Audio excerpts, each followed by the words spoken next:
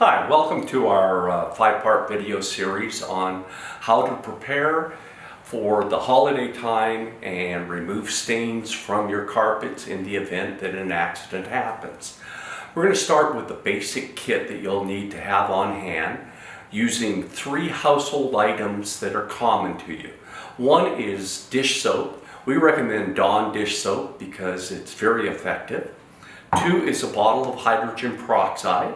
Three is white distilled vinegar, not the red wine vinegar, please.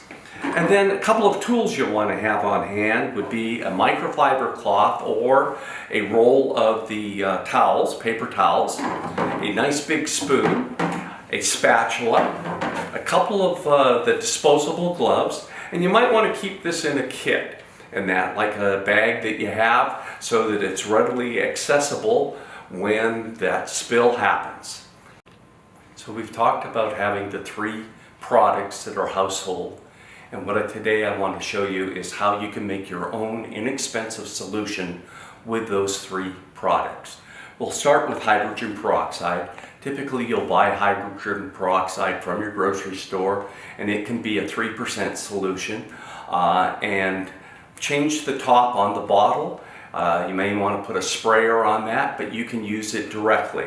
Secondly, I want to teach you how to make a vinegar solution. The vinegar solution is a 50-50 mixture, in that for every ounce of vinegar you have, you want 1 ounce of water. I typically use either a quart or a half-quart bottle, which means that at 16 ounces you put 4 ounces of vinegar in, with 4 ounces of water, or you could also do 8 ounces of vinegar with 8 ounces of water, and I put it in a nice large spray bottle so I have plenty of it on hand.